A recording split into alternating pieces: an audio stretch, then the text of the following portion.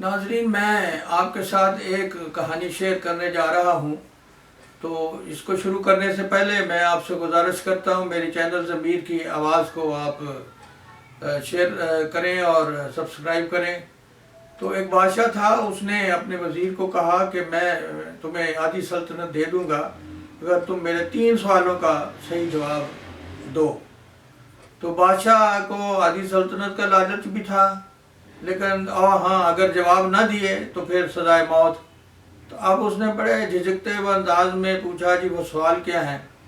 تو سوال یہ تھے کہ سب سے بڑی سچائی کیا ہے، اور دوسرا ہے سب سے بڑا دھوکہ کیا ہے، اور تیسرا یہ ہے کہ سب سے زیادہ جو ہے پیاری چیز کیا ہے۔ تو اس سوال بڑے مشکل بھی تھے، آسان بھی تھے، لیکن مشکل اس لحاظ سے تھے کہ اس کو ان کا جواب نہیں آتا تھا۔ تو اس نے پہلے سوال کے لیے بہت سے دانشور جمع کیے، انہوں نے بہت سے قصے سنائے، اپنے زندگی کے واقعات سنائے، اور جس پہ اس کو مطمئن نہ ہوا۔ تو دوسرا یہ تھا کہ دوسرے سوال کے لیے بھی اس نے بڑے دانشور اکٹھے کیے، اور انہوں نے بھی جو ہے اپنا بہت سے ان کے جوابات کوشش کی دینے کی، لیکن وہ مطمئن نہ ہوا۔ تو تیسرا سوال تو پھر اس نے کیا ہی نہیں ہے۔ پھر اسی پریشانی میں وہ چل پڑا کہ میں چلتا ہوں، کہیں ڈھونڈتا ہوں، اب مجھے سوال تو جواب مل نہیں رہے، بادشاہ نے مجھے ظاہر ہے سزائے موت دے دینی ہے۔ تو اسی فکر میں وہ نکل گیا کہ چلے میں ان کے ہاتھ نہ ہوں، جواب تو میں دے نہیں سکتا۔ تو آگے چلتا گیا تو ایک جگہ میں جا کے دیکھا کہ ایک کسان ہے، وہ تھک گیا تھا تو وہاں رک گیا۔ ایک کسان تھا تو اس نے دیکھا کہ یہ وزیر ہے، تو اس نے کہا کیا بات ہے، تم بہت پریشان ہو؟ تو اس نے کسان سے کہا کہ نہیں، وہ پریشانی میں تم کیا کر سکتے ہو، تم میرا اس میں کوئی مدد نہیں کر سکتے۔ کسان نے کہا کہ مجھے پتہ ہے تمہیں بادشاہ نے آدھی سلطنت کے لالچ دی ہے کچھ سوالوں کے متعلق، تو کوئی بات نہیں، وہ بتاؤ تو صحیح مجھے کیا سوال ہے، ہو سکتا ہے میں تمہاری کچھ مدد کروں۔ تو اس نے پہلا سوال دیا کہ دنیا کی سب سے بڑی سچائی کیا ہے دنیا میں؟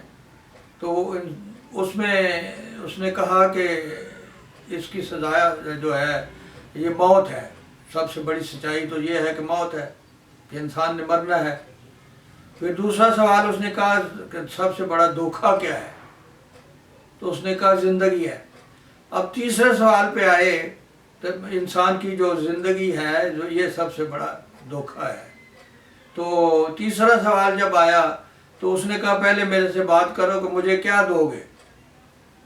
اس نے کہا کہ تمہیں میں چند گھوڑے دوں گا، اور بادشاہ میں بن گیا آدھی سلطنت کا، تو میں آدھی سلطنت مالک بن گیا تو تمہیں استبل جو ہے گھوڑا کا اس کا انچارج بنا دوں گا۔ اس نے کہا یہ کیا بات ہوئی، سلطنت آدھی تمہیں ملے گی، اس میں مجھے دے رہے ہو، سوالوں کا جواب میں تمہیں دے رہا ہوں۔ تو پھر بہرحال اس نے کہا کہ چلے میں تمہیں وہ سلطنت آدھی دے دوں گا، تم مجھے چلے میری زندگی تو بچ جائے گی۔